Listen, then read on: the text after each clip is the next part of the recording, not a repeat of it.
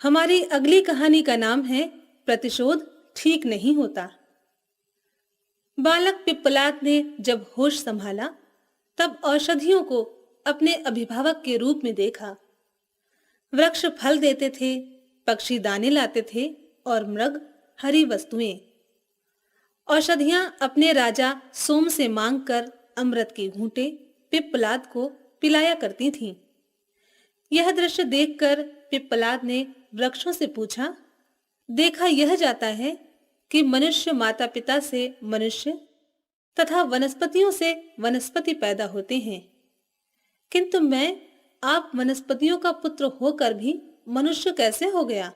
इसके उत्तर में वनस्पतियों ने पिप्पलाद को उसके जन्म की कथा सुनाते हुए कहा, महर्षि दधीचि तुम्हारे पिता और गभस्तिनी तुम्हारी माता हैं। इस तरह तुम मनुष्य के ही पुत्र हो। तुम्हारे माता पिता हमें पुत्र की तरह मानते थे, अतः हम भी तुम्हें अपना पुत्र ही मानती आ रही हैं। तुम्हारी माँ ने अपना पेट चीर कर तुम्हें पैदा किया था और हमें सौंपकर स्वयं सती हो गई थीं। तुम्हारे माता पिता के मर जाने के बाद समूचा वन बहुत दिनों तक रोता रहा। वे हमें प्यार करते थे और हम सब उन्हें। इतना कहकर वनस्पतियां फूट फूट कर रो पड़ीं। यह सुनकर बालक पिप्पलाद को बहुत विस्मय हुआ। उसने अपने माता पिता की कहानी जाननी चाहिए। वनस्पतियों ने उनके माता पिता को श्रद्धा से नमन कर उनकी जीवन गाथा प्रारंभ की। तुम्हारे पिता का नाम दधीचि था। उनमें सभी उत्तम गुण विद्यमान थे। तुम्हारी माता उत्तम कुल की कन्या और पतिव्रता थीं। उनका नाम गभस्थिनी था। वे लोपामुद्रा की बहन थीं। तुम्हारे माता पिता ने तपस्या कर इतनी सामर्थ्य अर्जन कर ली थी कि उनके आश्रम पर दैत्य दानवों का आक्रमण नहीं हो पाता था। एक दिन विष्णु, इंद्र आदि सभी देवता आश्रम में आए। दैत्यों पर विजय पाने से वे प्रसन्न थे। तुम्हारे माता पिता ने उनका भावभीना सत्कार किया। देवताओं ने कहा, आप जैसे महर्षि जब हम लोगों पर इतनी कृपा रखते हैं, तब हमारे लिए क्या दुर्लभ है। हमने शत्रुओं पर विजय प्राप्त कर ली है। अब चाहते हैं कि अपने अस्त्र शस्त्र आपके आश्रम में रख दें, क्योंकि तीनों लोकों में आपका आश्रम ही निरापद स्थान है। यहाँ आपकी तपस्या के प्रभाव से दैत्यादि प्रवेश नहीं कर पाते हैं। उदार चेता मुनि ने उनकी प्रार्थना स्वीकार कर ली। तुम्हारी माता ने उन्हें रोकते हुए कहा, नाथ, यह कार्य विरोध उत्पन्न करने वाला है। इस काम में आप न पड़े। आप तो समदर्शी हैं। आपके लिए शत्रु मित्र बराबर हैं। अस्त्र शस्त्र रखने से दैत्य और दानव आपसे शत्रुता रखने लगेंगे। धरोहर रूप में किसी का धन रखना साधु पुरुषों के लिए उचित नहीं कहा गया है। महर्षि दधीचि ने कहा, देवता सृष्टि के रक्षक हैं और मैंने हाँ भी कर दिया है, इसलिए अब नहीं कहना अनुचित होगा। देवता अस्त्र शस्त्र आश्रम में रखकर चले गए। इधर दैत्य महर्षि से द्वेष करने लगे। महर्षि को बड़ी चिंता हुई कि दैत्य बड़े वीर तो हैं, साथ ही तपस्वी भी हैं। जब वे आक्रमण करेंगे तब मैं शस्त्रों की रक्षा नहीं कर पाऊंगा। ऐसा विचार कर उन्होंने अस्त्र शस्त्रों की रक्षा के लिए एक उपाय सोचा। उन्होंने पवित्र जल को अभिमंत्रित कर उससे अस्त्र शस्त्रों को नहलाया और उस जल को स्वयं पी लिया।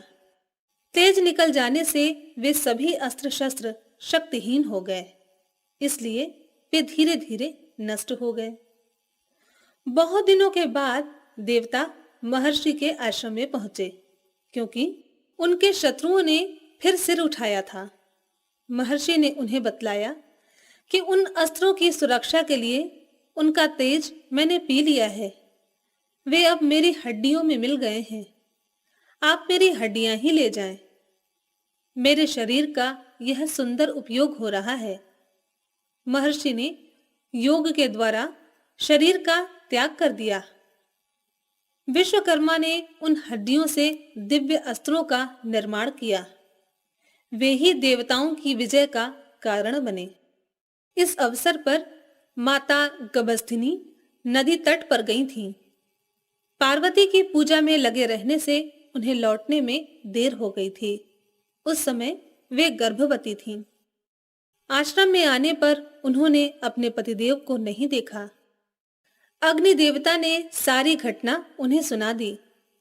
उन्होंने पति के कार्य की सराहना की। फिर तीनों अग्नियों की पूजा करके अपना पेट चीरकर तुम्हें हाथ से निकाल दिया। तुम्हें हम लोगों को सौंपकर पति के केश आदि के साथ वे भी अग्नि में प्रवेश कर गईं। उस समय आश्रम का प्रत्येक प्राणी दुख से संतप्त होकर रो उठा। सब कह रहे थे कि दधीचि और प्रातिथेयी अर्थात गभस्थिनी हमें जितना प्यार देते थे उतना अपने माता पिता भी प्यार नहीं कर पाते। हमें धिक्कार है कि हम उनके दर्शनों से वंचित हो गए। अब यह बालक ही हम लोगों के लिए दधीचि और गभस्थिनी है। वनस्पतियों ने कथा का उपसंहार करते हुए कहा कि यही कारण है कि हम वनवासी तुम्हें पुत्र से अधिक मानते हैं। बालक पिप्पलाद को अपनी कथा सुनकर बहुत दुख हुआ। माता ने पेट चीरकर जो उसे निकाला था, इस बात से उसे अधिक पीड़ा हुई। वह रोता हुआ बोला, मैं बड़ा अभागा हूं जो माता के कष्ट का कारण बना। मैं उनकी कुछ सेवा न कर सका। उसके बाद देवताओं के कृत्य पर उसे क्रोध हो आया। उसने कहा, मैं देवताओं से प्रतिशोध लूंगा। उन्होंने मेरे पिता का वध किया है, अतः मैं उनका वध करूंगा। वनस्पतियों ने समझाया कि प्रतिशोध ठीक नहीं होता।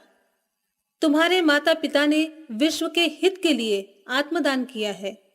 तुम भी उन्हीं के पथ चिन्हों पर चलो। बच्चे के अंतःकरण में प्रतिशोध की भावना शांत नहीं हुई।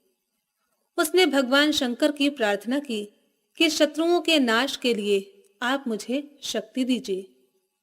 भगवान ने उसे कृत्या दी। पिप्पलाद ने उसे आज्ञा दी कि तू मेरे शत्रु देवताओं को खा जा। देवता भाग खड़े हुए। उन्होंने भगवान शंकर की शरण ली। भगवान शंकर ने पिप्पलाद को समझाया कि तुम्हारे पिता ने विश्व के हित के लिए अपना प्राण दे दिया है। उनके समान दयामय कौन होगा? तुम्हारी माता भी उन्हीं के साथ पतिलोक चली गईं। उनकी समता किससे होगी? तुम भी अपने माता पिता के रास्ते पर ही चलो। तुम्हारे प्रताप से देवता संकट में पड़ गए हैं। उन्हें तुम बचाओ, यही तुम्हारा कर्तव्य है। प्रतिशोध अच्छा नहीं होता। पिप्पलाद शांत हो गए। उन्होंने भगवान शंकर का उपदेश मान लिया। भगवान ने और देवताओं ने भी पिप्पलाद को वरदान मांगने को कहा। पिप्पलाद ने वर मांगा कि मैं अपने माता पिता को देखना चाहता हूँ। दिव्य लोक से उनके माता पिता दिव्य विमान से उपस्थित हो गए। उन्होंने कहा, पुत्र, तुम धन्य हो। तुम्हारी कीर्ति स्वर्ग लोक तक पहुंच चुकी है। तुमने भगवान शंकर का प्रत्यक्ष दर्शन किया है। वचन समाप्त होते ही आकाश से पिप्पलाद के ऊपर फूलों की वर्षा होने लगी। देवताओं ने जय जयकार किया।